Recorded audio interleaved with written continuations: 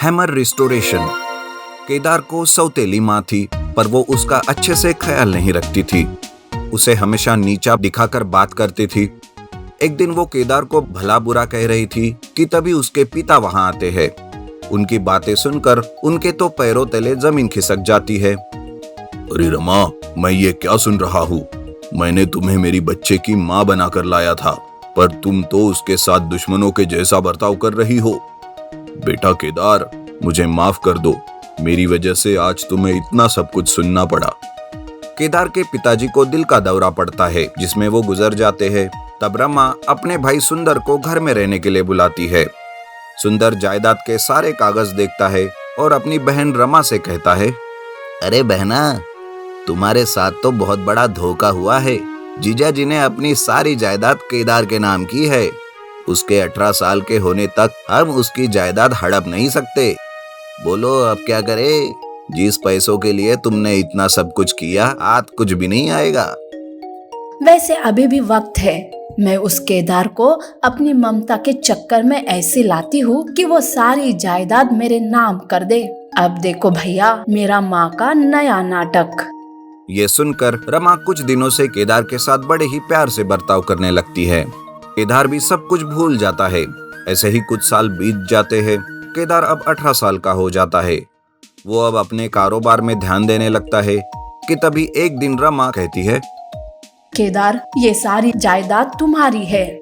तुम्हारे पिताजी ने मुझे पाई पाई के लिए तुम पर निर्भय कर दिया है। अब तू ही बता बेटा, सौतेला भेदभाव किसने किया, तुम्हारे पिताजी ने या मैंने? माँ, पिताजी के लिए ऐसा मत कहो। आपको क्या चाहिए बोलो, मैं आपको वो सब ला कर दूंगा। कितने पैसे चाहिए बोलो माँ। मुझे पैसों का लालच नहीं है, पर आगे चलकर तुम्हारी शादी के बाद पता नहीं बहू कैसी होंगी। उसने मुझे घर से निकाल दिया तो मैं कहाँ जाऊंगी बेटा? मैं आगे का जीवन किसके सहारे बिताऊंगी? रमा ऐसे कहकर रोने लगती है। केदार को बहुत बुरा लगता है। तब केदार तुरंत अपने कमरे में से जायदाद के कागज लेकर आता है और रमा के सामने कागज पर साइन कर देता है और सारी जायदाद उसके नाम करता है। माँ, ये लो जायदाद के पेपर। अब तुम्हें किसी से डरने की कोई जरूरत नहीं और आज के बाद किसी के भी आगे तुम हाथ नहीं फैलाओगी। ये सब देखकर रमा बहुत ही खुश हो जाती है। आखिरकार रमा का माँ का नाटक सफल हो गया था। इतने साल जो कुछ प्यार का नाटक केदार के प्रति किया था, उसका सारा मुआवजा उसे मिल गया था। अब बारी आती है उसके सौतेलेपन दिखाने की। वो तुरंत कागज को अपने नाम कर लेती है और केदार को बुलाकर कहती है, अरे ओ केदार के बच्चे, चल निकल मेरे घर से। ऐसे क्या देख रहा है? अभी के अभी मेरे घर से निकल जा, नहीं तो धक्के मार के बाहर कर दूंगी। अरे ओ सुंदर भैया, इस केदार के बच्चे को बाहर निकालो अभी के अभी। रमा का ये रूप देखकर केदार तो सन्न रह जाता है। उसके मुंह से एक लफ्ज तक नहीं निकलता। तब सुंदर घर के स्टोर रूम में से एक बहुत ही पुराना हथौड़ा लेकर आता है। हथौड़ा केदार को देते हुए वो कहता है, अरे बहना, ऐसे कैसे कह रही हो तुम? इसे कुछ तो देना होगा, नहीं तो इसके मरे हुए पिताजी की आत्मा को बड़ा दुख होगा। सुन बे केदार, ये ले हथौड़ा। कम से कम घरों के ताले तोड़ने में ये काम तो आएगा, क्योंकि आगे चल के तुझे चोरी ही तो करनी है। बेचारा केदार पुराना हथौड़ा लेकर घर से बाहर निकल जाता है। तब वो फिर से एक बार अनाथ हो गया था। इसी सोच में वो चलते रहता है। चलते चलते अनजाने में ही एक लोहार की दुकान के सामने से जाता है। तब लोहार उसके हाथ का हथौड़ा देखकर उसे बुलाता है और कहता है, अरे बेटा, हथौड़े को सुधारना है क्या? वैसे ये बहुत पुराना हथौड़ा है। चलो, मैं इसका तुम्हें रिस्टोरेशन करके देता हूँ। केदार वो हथौड़ा लोहार को देता है। लोहार उस हथौड़े का रिस्टोरेशन करने लगता है।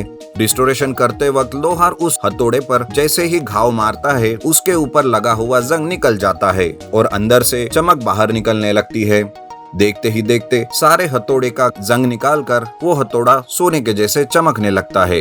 तब लोहार कहता है, अरे बेटा, ये मामूली हथौड़ा नहीं है, ये तो सोने का हथौड़ा है बेटा। लो बेटा लो। सोने के हथौड़े को देखकर केदार भी बहुत खुश हो जाता है।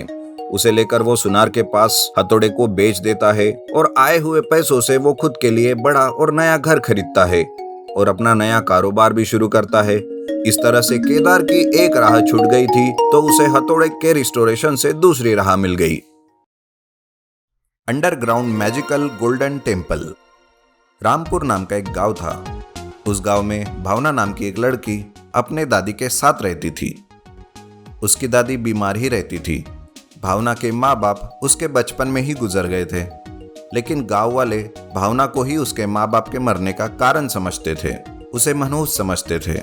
भावना को पूजा अर्चना करना बहुत पसंद था, लेकिन मंदिर का पुजारी भावना को मंदिर में आने ही नहीं देता था। एक दिन भावना मंदिर जाकर पुजारी से कहती है, पुजारी जी, आज मेरा व्रत है, मुझे मेरे माता की पूजा करने दो। अरे चल भाग यहाँ से। तुम्हारी हिम्मत कैसे हुई यहाँ पूजा करने की? तुम्हारी छाया भी माता पर नहीं गिरनी चाहिए, मनहूस कही की। निकलो यहाँ से। भावना बेचारी रोते रोते कमल के तालाब के पास जाती है। वहां पर थोड़ी देर बैठकर घर जाने के लिए वो उठती है। तभी उसका पैर फिसल जाता है और वो तालाब में गिर जाती है और तालाब के गहराई में चली जाती है। वो ऊपर आने की बहुत कोशिश करती है, लेकिन आ नहीं पाती। तभी उसे पानी के नीचे एक सुरंग दिखती है। वो तैरते तैरते उस सुरंग की ओर चली जाती है और उस सुरंग के अंदर जाकर वहां पर वो देखती है कि एक अंडरग्राउंड में माता का भव्य मंदिर है। उसे देखकर भावना बहुत चौंक जाती है और खुश भी होती है। वो उसी अंडरग्राउंड मंदिर में अपना व्रत तोड़कर पूजा करती है। तभी उसे मूर्ति से एक आवाज आती है, तुम्हारे व्रत से मैं प्रसन्न हुई भावना। ये लो एक छोटा सा गोल्डन मंदिर तुम्हारे लिए, लेकिन इसे छोटा समझने की जरूरत नहीं।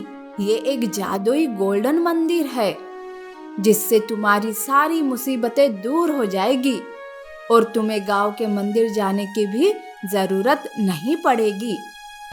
भावना उस मंदिर को छूते ही उस तालाब से बाहर आती है और वो मैजिकल गोल्डन टेम्पल लेकर घर आती है। घर में ही वो उस मंदिर की रोज पूजा करती है, जिसकी वजह से उसकी दादी माँ भी ठीक हो जाती है। उनके घर में खुशी आती है। लेकिन एक दिन मंदिर में चोरी होती है। पुजारी जोर जोर से चिल्लाने लगता है, अरे चोरी हो गई, मंदिर में किसी ने माता के गहने चुराए। अरे अपशगुन हो गया, अरे अपशगुन हो गया। गांव के लोग ये सुनकर मंदिर के सामने इकट्ठा होते हैं। उसमें से एक आदमी सामने आता है और कहता है, पुजारी जी, मुझे तो उस भावना पर ही शक है। वो कैसे?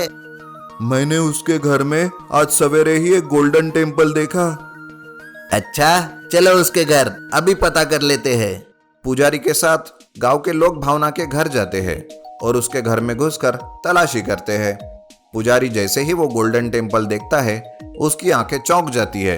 वो कहता है, अरे ओ मनहूस लड़की, ये सोने का मंदिर कहाँ से आया? मतलब तुम ही वो चोर हो जिसने माँ के गहने चुराए और मंदिर खरीदा? नहीं नहीं पुजारी जी, ये तो स्वयं मुझे माता ने ही दिया है। मैंने कोई चोरी नहीं की। लेकिन पुजारी उसकी एक भी बात नहीं सुनता और माता के दी उस मैजिकल गोल्डन टेम्पल को हाथ लगाता है। लेकिन जैसे ही वो उसे छूता है, मंदिर से पुजारी को जोर का बिजली का झटका लगता है और वो नीचे गिरता है। तभी उस मैजिकल गोल्डन टेम्पल से आवाज आती है, मूर्ख गांव वालों, तुम इस पाखंडी पुजारी की बात सुन रहे हो? इस पुजारी ने ही माता के गहने चुराए हैं और भावना पर इसका इल्जाम लगाया है। नहीं नहीं, मैंने कोई चोरी नहीं की। अगर तुमने चोरी नहीं की तो तुम्हें इस मैजिकल गोल्डन टेम्पल को छूते ही बिजली का झटका क्यों लगा? ये सुनकर सभी गांव वाले पुजारी को पकड़कर खूब मारते हैं और उसे पुलिस के हवाले करते हैं। इधर भावना जाकर माता के सारे गहने पुजारी के घर से वापस लाकर माता को चढ़ा देती है।